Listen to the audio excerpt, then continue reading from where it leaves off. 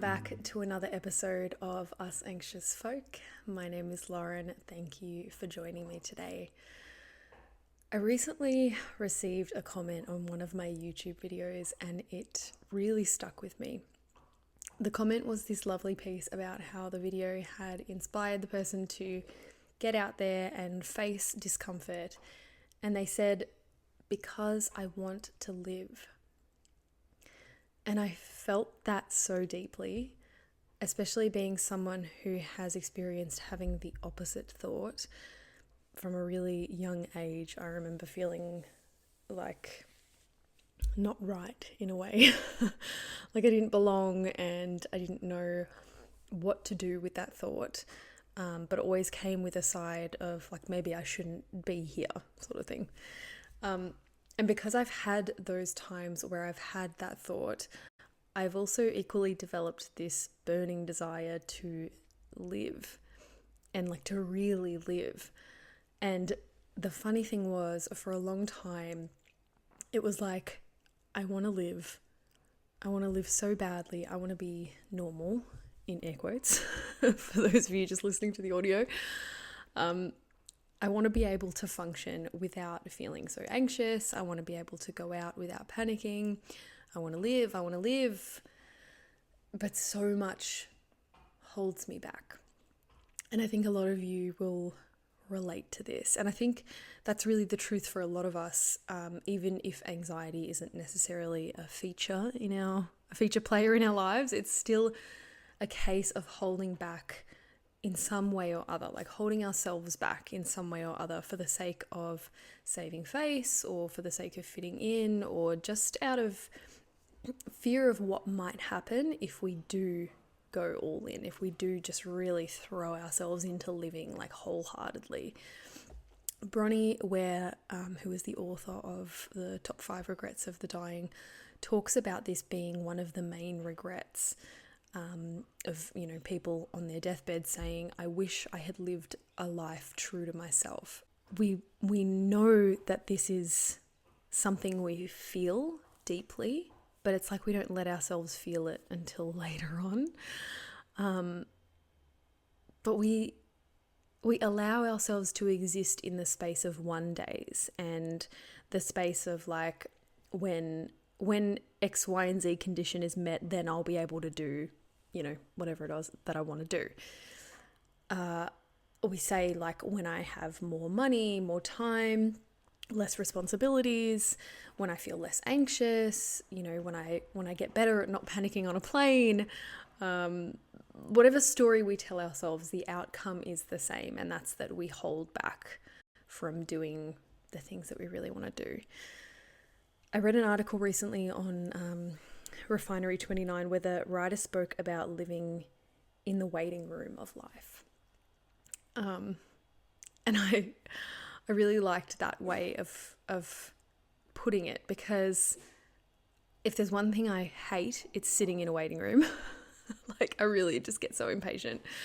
And I see it because I work in a hospital clinic, and so there is a big wait with the clinic that I work at, and so there's people constantly coming to the window and saying like, how much longer is it going to be? I've been here for hours, and like, I get it. We all hate waiting, but in the same, hang on, biscuit's going to kick off in a minute. In the same breath, we keep ourselves waiting for so many things that we actually really want. Whereas we're impatient to do the surface level things, For me personally, I know that I want to see the world, and I want to experience everything, and I want to feel everything, and I want to do all the things, and I want it now, but I also want it to be in a way that it comes when I have my shit together more, Like, I'm ready, but I'm not ready. And there's this imaginary list of circumstances that need to be met in order for me to be ready to live, again in air quotes. And meanwhile, life is living. And I'm not partaking as much as I want to be because I'm waiting. It's like we're all sitting on a bus, waiting for the bus to arrive so that we can get on it. It's like, it's happening. It's now. It's just not the bus that we imagined it would be. Like it's shabby and uncomfortable and not as nice as the other buses, and the gears don't work, and it would be a whole lot easier if we were just on a bus that worked better. And if we just wait long enough and we try hard enough, then we'll get this bus perfect and we can finally get on it and keep going. But how much of the journey have we already wasted? You know? But, and of course there's a but, I have to add this because it's a really big factor. The real inability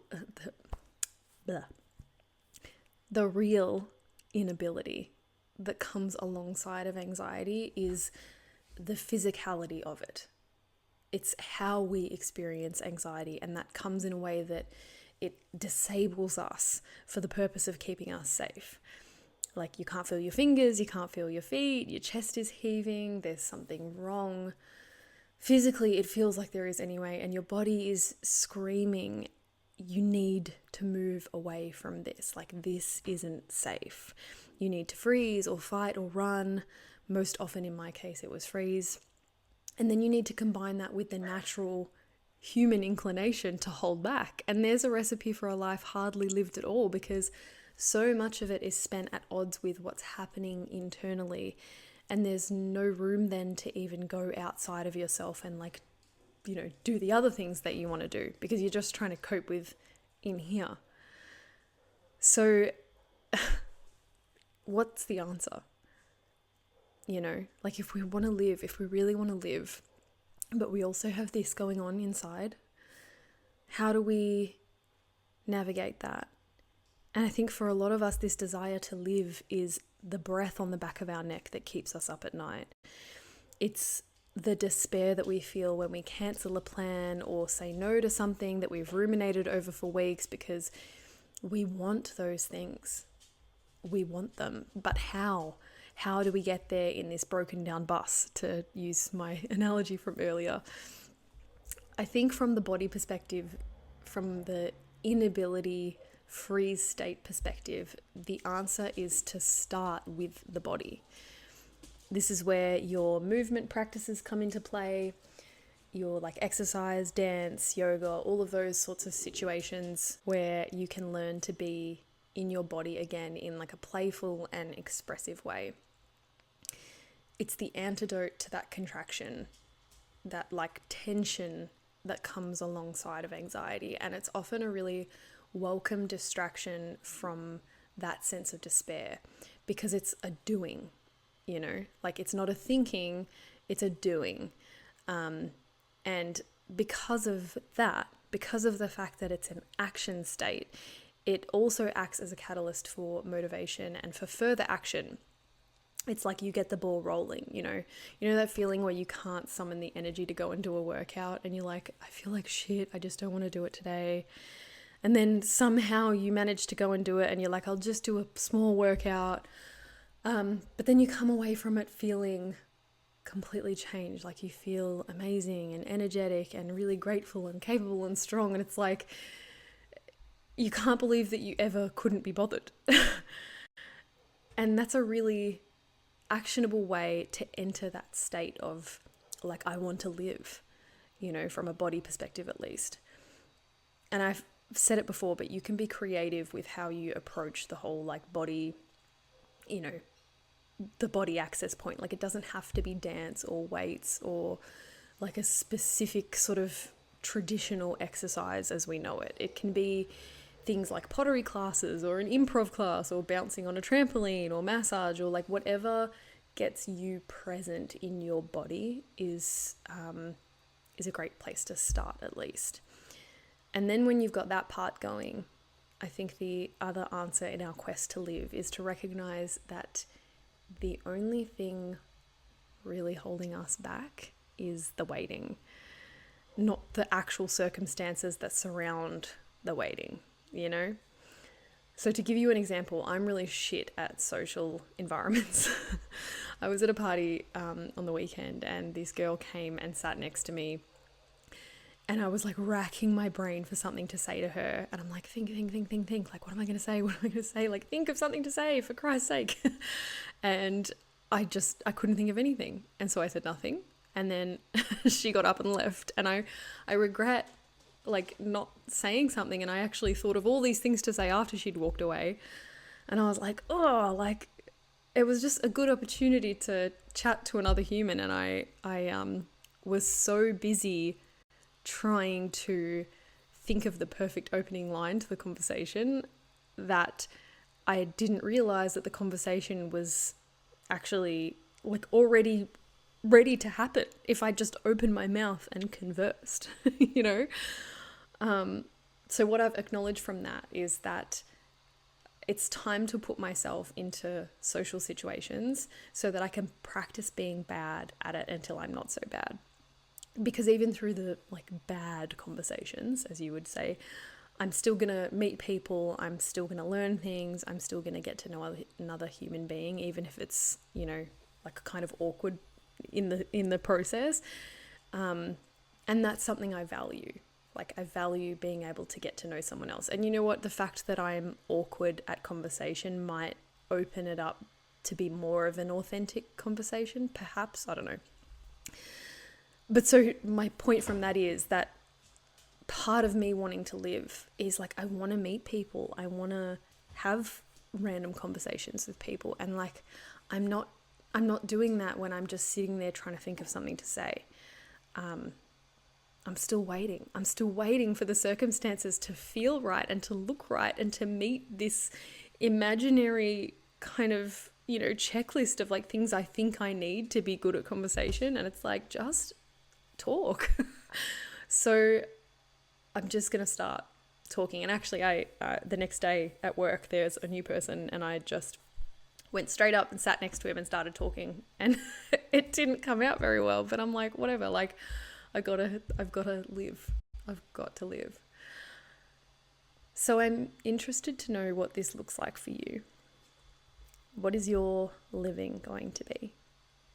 And if you have this desire in you, and I'm sure you do, because I think all of us humans do, what does it look like and what steps can you take towards it now?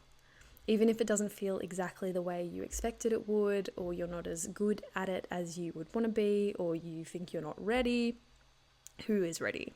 You know,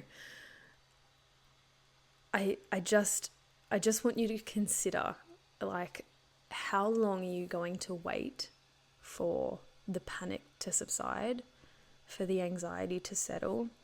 How long are you going to hold yourself back from, you know, driving that distance or catching up with that friend or going on a, you know, the vacation, whatever it is that you want to do? How many planets need to align genuinely in order for you to be able to do those things? And can you just do it? Can you just go and do it? Like, are you going to stay in the waiting, or are you going to live? I'd love to hear what this brings up for you. So feel free to let me know in the comments, or you can message me privately as well. I hope you're all doing well, and I will see you for the next episode of Us Anxious Folk. Oh, and on that note, I have to add, I'm putting the call out for guests. So if you would like to come and share your story on Us Anxious Folk, please email me at hello@IamLaurenRose.com. You can also message me on Instagram, although I don't check it as much. But yeah, shoot me an email, or just get in touch via social media. I would love to have you on the show. Take care, and I will see you next time.